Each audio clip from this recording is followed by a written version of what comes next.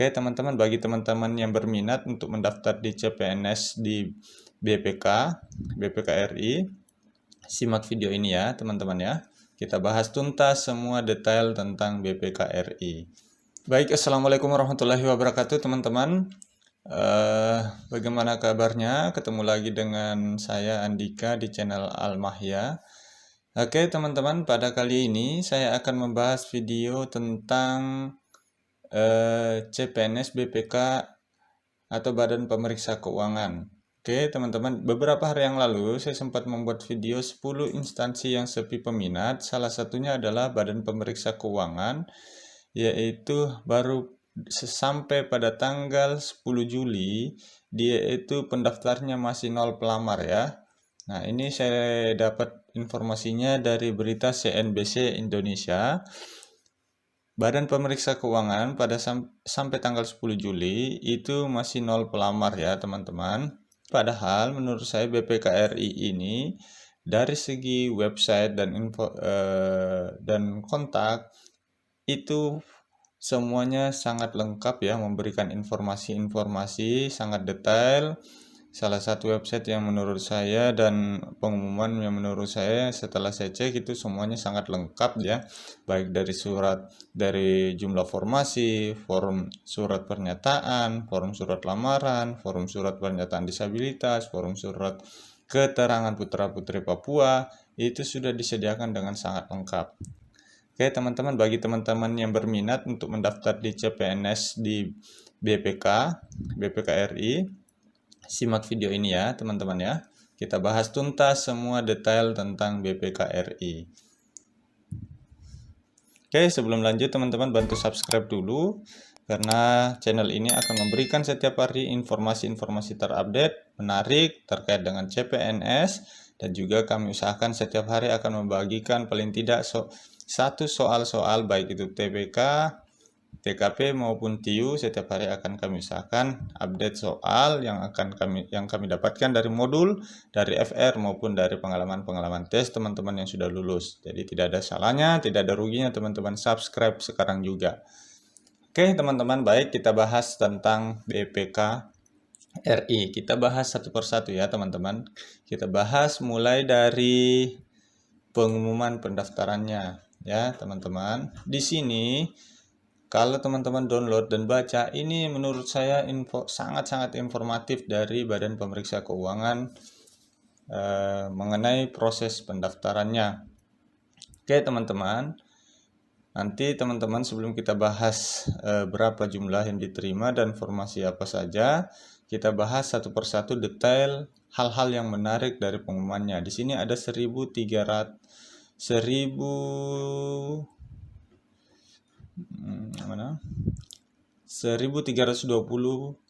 formasi yang disediakan ya, tapi hal yang menarik dari BPK, dia menjelaskan secara detail semua, baik itu masalah formasi dan tugas-tugasnya dia jelaskan secara detail ya teman-teman. Jadi ini sangat informatif. Oke, yang pertama kriteria pelamar. Kriteria pelamar di sini sama seperti yang lainnya, membuka untuk kebutuhan umum, kebutuhan khusus, dan di sini kebutuhan khusus ada putra-putri terbaik berpredikat dengan pujian cum laude. Oke, terus dia juga membuka penyandang disabilitas, terus membuka untuk putra-putri Papua dan Papua Barat. Oke teman-teman, itu informasi umum ya. Terus selanjutnya persyaratannya sama ya, tidak perlu kita bahas detail. Persyaratan pendaftarannya sama dengan yang lain, warga negara Indonesia, tidak pernah dipidana, tidak pernah diberhentikan dengan hormat, tidak berkedudukan sebagai calon atau pegawai negeri sipil. Nah sepertinya itu sama. Nah ini IPK minimalnya ada 3,0 ya teman-teman. Jadi bagi teman-teman yang di bawah ini tidak usah mendaftar karena pasti akan gugur di seleksi administrasi. Daripada sayang-sayang gugur, mending teman-teman cari instansi yang sesuai dengan IPK teman-teman. Nah, usia pelamar itu minimal 18 tahun dan maksimal 35 tahun. Oke, Nah, ini yang saya maksud teman-teman. Informasi pada jabatan fungsional peran atau komputer dijelaskan langsung bersedia untuk tidak memberikan data dan informasi kepada pihak yang tidak berkepentingan, mampu mengelola sistem komputer, program paket, database, dan sistem jaringan komputer. Jadi dijelaskan dengan detail. Ini sangat informatif ya, teman-teman, dari BPK ini. Nah, yang menarik adalah di sini ya, teman-teman. Nah, tahap seleksinya teman-teman, tahap seleksi dan jadwalnya itu sama dengan yang lain ya, ada tes SKD dan ada SKB. Nah, cuman di sini kalau kita lihat seleksi kemampuan bidang di sini ada 4 tahapan tes, yaitu psikiatri klasikal, tes psikologi klasikal, tes wawancara psikologi dan leadership group discussion, dan ada uji penambahan nilai dari sertifikat kompetensi, di mana tiap tes tersebut masing-masing memiliki bobot.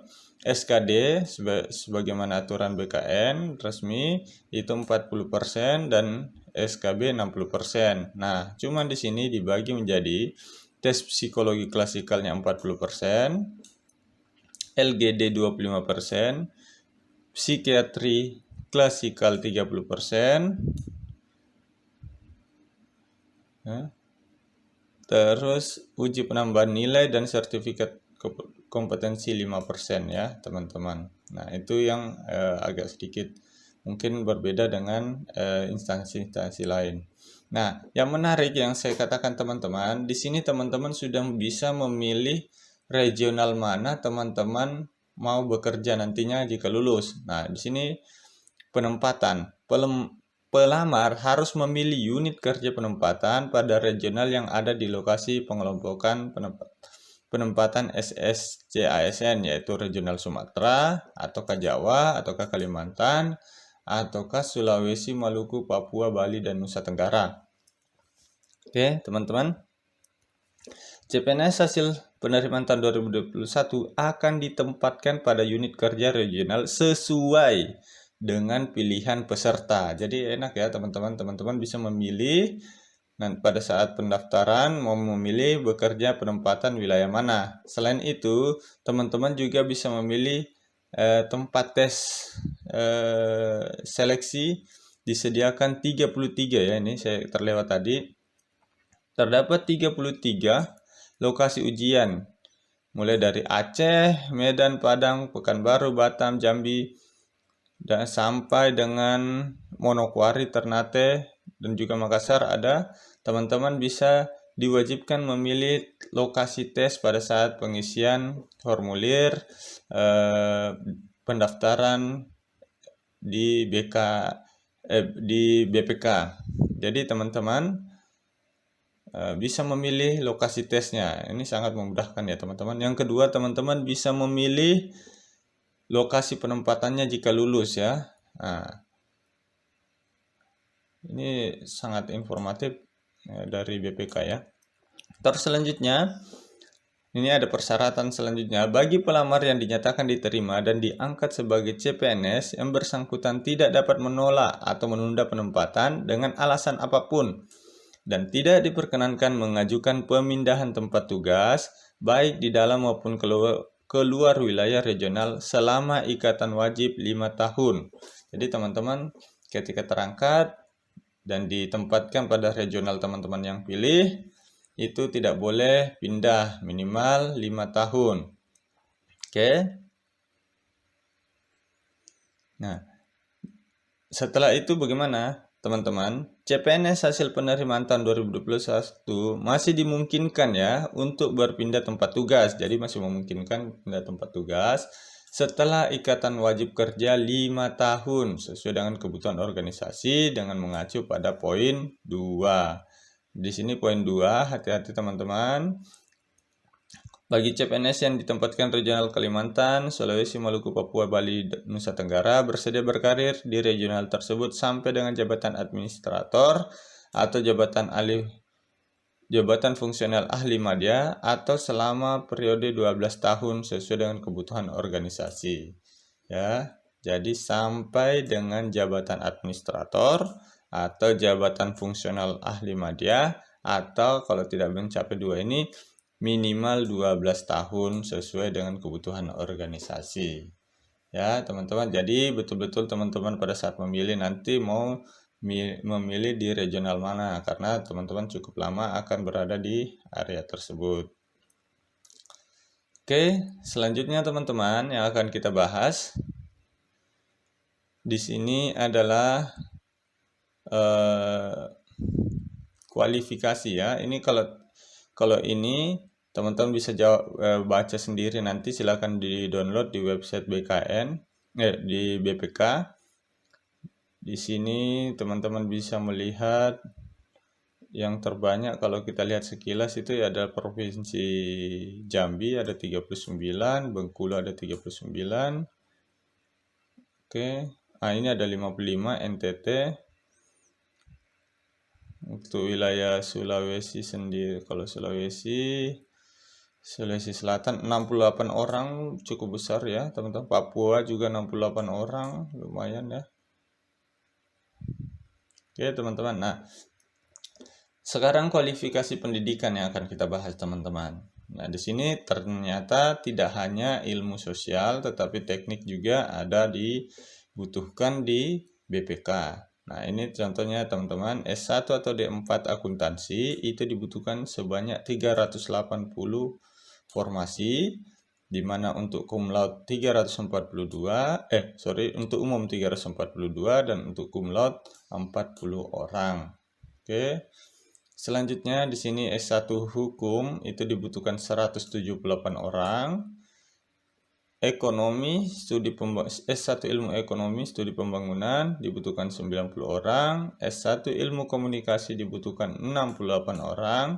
S1 manajemen dibutuhkan 12 orang. 88 orang. Nah, sastra Arab juga dibutuhkan di sini, Arab, Inggris atau Jerman, Prancis, Spanyol itu dibutuhkan 85 orang. Oke. Terus selanjutnya sistem informatika ada 62 orang. Nah, ini yang saya maksud teknik informatika ada 65 orang. Teknik lingkungan ada 30 orang. Nah, ini yang teknik sipil cukup banyak ya. Dibutuhkan 142 orang. Ayo teman-teman sipil, selain di PU bisa mendaftar mencoba di BPK. Instansi ini semua sebenarnya lumayan cukup favorit ya pada pemeriksa keuangan.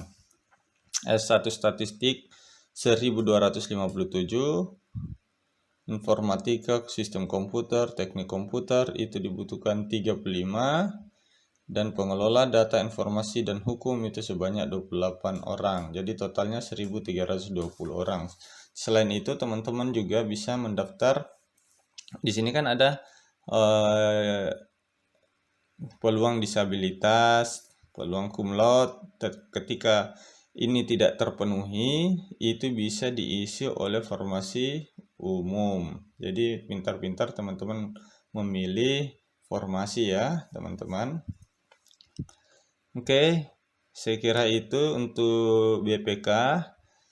Terus terang saja saya bukan PNS BPK, tapi saya melihat menarik di sini ya. Setelah saya buka sangat informatif. Jadi teman-teman yang mau daftar silakan dibaca dengan detail persyaratan, tata pendaftaran, tempat memilih